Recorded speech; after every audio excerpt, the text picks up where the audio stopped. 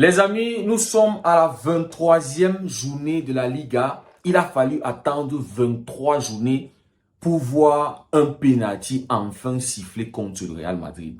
Est-ce qu'on peut applaudir pour l'arbitrage? C'est-à-dire, je pense que c'était Sotogrado qui était en train de gérer le match. Il a failli fermer les yeux sur la faute évidente de Tchouaméni sur Lino.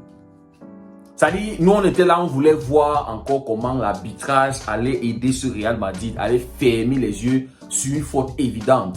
Après tellement de fautes que l'arbitrage a ignoré lors des précédentes journées, aujourd'hui, Tchouaméni commet la faute. Et l'arbitre a failli dire non, il y a une semaine où le Real a taclé l'arbitrage fortement. Dans l'arbitre, tu sentais qu'il a serré le cœur. Il est allé voir les images, voir et revoir et revoir. Il est venu siffler penalty parce qu'il savait que s'il ne sifflait pas là, ça allait prendre feu. Ça allait prendre feu, les gars. Mais il a fallu attendre 23 journées. C'est-à-dire, le Real avait déjà reçu 10 penalty, mais 0 penalty sifflé contre le Real. Voilà, on a eu un penalty, donc ça fait 10-1. Maintenant, les amis, comment est-ce que Ceballos ne prend pas un carton rouge dans ce match? Et j'espère que les Madrilènes, ils vont faire une sortie demain pour remercier l'arbitrage. Parce que toutes les grosses fautes qu'on a vues Ceballos commettre, s'en tirer seulement avec un carton jaune. On a vu ça avec Camavinga lors du Classico finale Super Coupe. La deuxième faute qu'il commet, qui méritait un jaune, mais l'arbitre a fait ça. Aujourd'hui, Ceballos méritait d'avoir un carton rouge. Mais l'arbitrage a été en faveur du Real.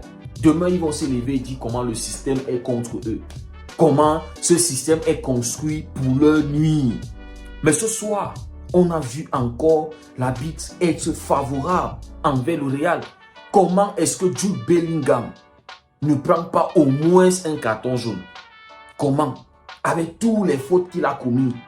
Toutes les fautes que Bellingham a commis aujourd'hui, j'étais choqué de voir que Bellingham n'a pas pris un carton jaune, les gars. Et c'est eux qui vont se lever demain et tacler l'arbitrage. Mais j'espère que demain, ils vont faire une sortie pour remercier l'arbitre. Il méritait un carton rouge dans ce match. Mais sinon, les amis, même si j'avais souhaité un match nul, je voulais voir plus qu'un 1-1.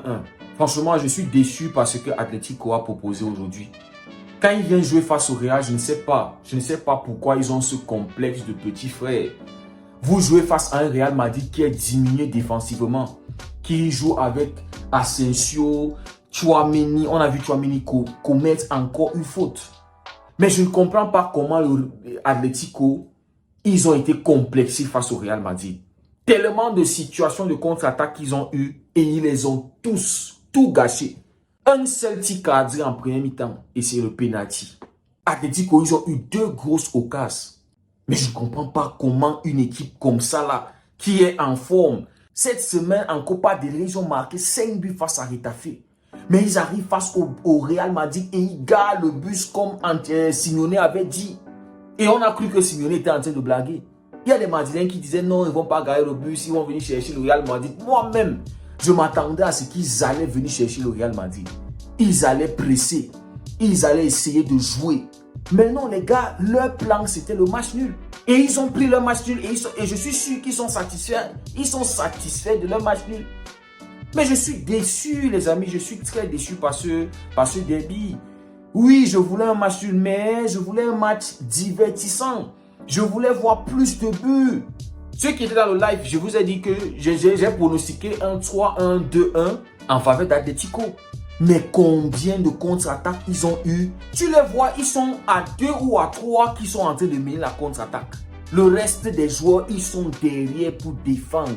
En cas de perte de balle, les deux là vont essayer de revenir vite pour venir défendre.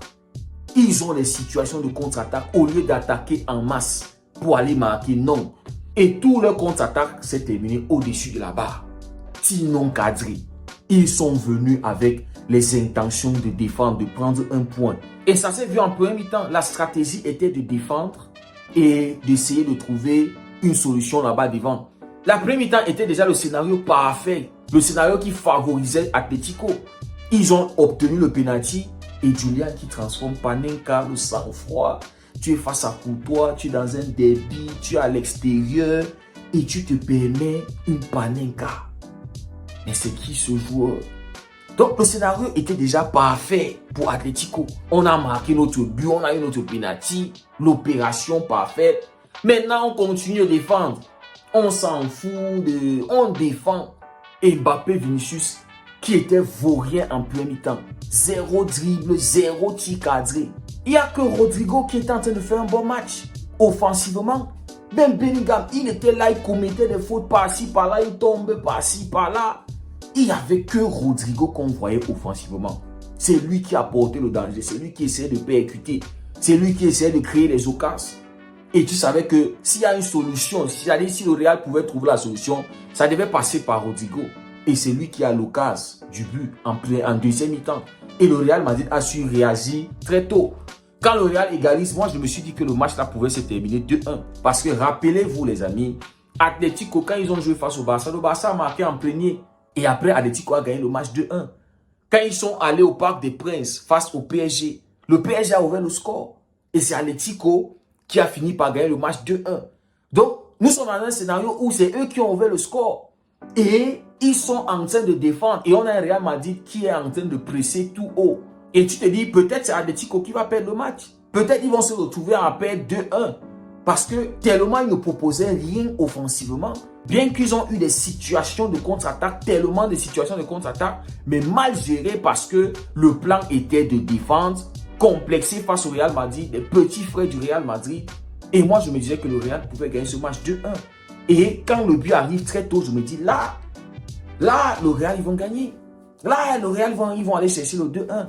Mais non, Mbappé, Vinicius, en deuxième mi-temps, ouais, on a vu les dribbles, on a vu, il a essayé de percuter, ils ont eu plus de tirs cadrés en deuxième mi-temps. Mais il y avait un grand Jan Oblak, un gardien des grands matchs, un gardien des grands soirs. 8 arrêts pour Jan Oblak ce soir. Donc 8 tirs cadrés pour le Real Madrid. Donc si le Real gagnait ce match, c'était mérité. Et quand on voit même la composition du Real Madrid, tu vois un Fran Garcia, c'est pour aider offensivement. Carlo Ancelotti a mis tous ses armes les plus redoutables. Parce qu'il savait que la sécurité pour eux, c'était de marquer énormément de buts. Sachant que derrière, ils n'ont pas la défense. Ce n'est pas Tchouaméni, Asensio et Vasquez qui sont les meilleurs défenseurs au monde.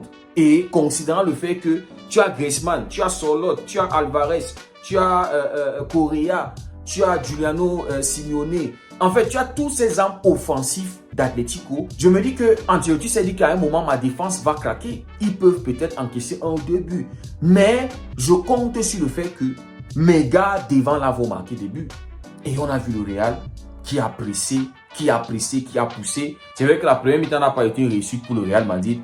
Mais en deuxième mi-temps, ils sont revenus avec de bonnes intentions. Ils ont égalisé. Et ils n'étaient pas loin de gagner le match. Et même dans les dernières minutes du match, Atlético pouvait faire basculer le match. Mais parce que dans leur tête, ils voulaient le match nul. Ils étaient très peu nombreux quand ils avaient des occasions pour aller chercher ce Real Madrid. Et on les voyait tellement dans la précipitation et se mettre sous pression parce qu'ils doivent rentrer défendre. Quand ils ont une occasion, ils vont tirer. Aucun d'entre eux ne va essayer de temporiser pour trouver la bonne solution, pour essayer de voir ce qui est juste. Non, ils se précipitaient énormément. En venant jouer ce match, Atlético était favori. Mais à aucun moment, Atlético a eu la maîtrise. À aucun moment, ils ont maîtrisé le match. Franchement, les amis, Courtois était tranquille aujourd'hui. Alors que je me disais que Atlético, ils allaient le nuire. Ils allaient nuire à Tchouaméni, ils allaient nuire à cette défense. Et même Griezmann, franchement, décevant, absent du match. Mais bon, les amis, c'est une bonne opération pour le Barça. On espère que demain, le Barça ne va pas jouer comme des poules mouillées face à Séville. Demain, il faut aller chercher la gagne. Ils ont vu le match et je pense que c'est une motivation, une très bonne motivation après avoir vu leurs rivaux perdre 2 points chacun et une possibilité pour eux de revenir à 3 points de la première place. 3 points seulement. Franchement, demain, on espère que nos joueurs ils vont jouer avec tout le courage et relancer complètement la saison. Complètement. Les amis, merci beaucoup d'avoir suivi la vidéo. Si le contenu vous a plu, n'oubliez pas de liker. Pour ceux qui ne font pas encore partie de cette communauté, de cette famille, n'hésitez surtout pas, ça ne coûte rien. Prenez tout soin de vous, on se dit à très bientôt et que Dieu vous garde.